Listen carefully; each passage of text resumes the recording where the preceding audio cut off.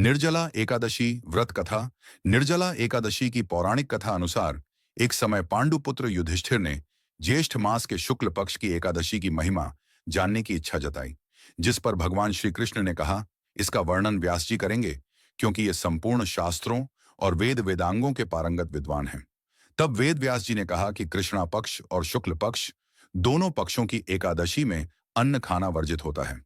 द्वादशी के दिन स्नान करके फूलों से भगवान केशव की पूजा की जाती है और फिर ब्राह्मणों को भोजन देकर अंत में स्वयं भोजन करके व्रत खोला जाता है।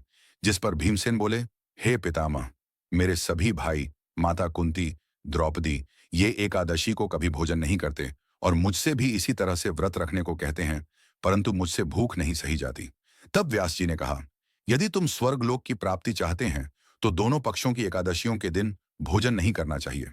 फिर भीमसेन ने फिर वेद व्यास जी से कहा कि मैं सच कहूं तो मुझसे एक बार भोजन करके भी व्रत नहीं किया जा सकता, तो फिर मैं 6 उपवास करके कैसे रह सकता हूं। इसलिए महामुनि, मैं साल भर में केवल एक ही उपवास कर सकता हूं। कृपया मुझे कोई ऐसा व्रत बताएं जिससे मैं स्वर्ग की प्राप्ति कर सकूं। व्यास जी ने कहा, भीम, ऐसे में तुम ज्येष्ठ मास के शुक्ल पक्ष में जो एकादशी होती है उसका पत्न पूर्वक निर्जल व्रत करो।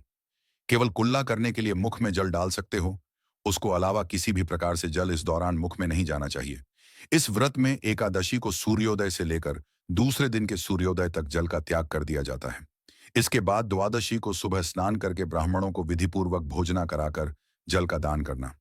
ऐसा करने से वर्ष भर में जितनी एकादशियां होती हैं उन सबका फल एक साथ प्राप्त हो जाएगा।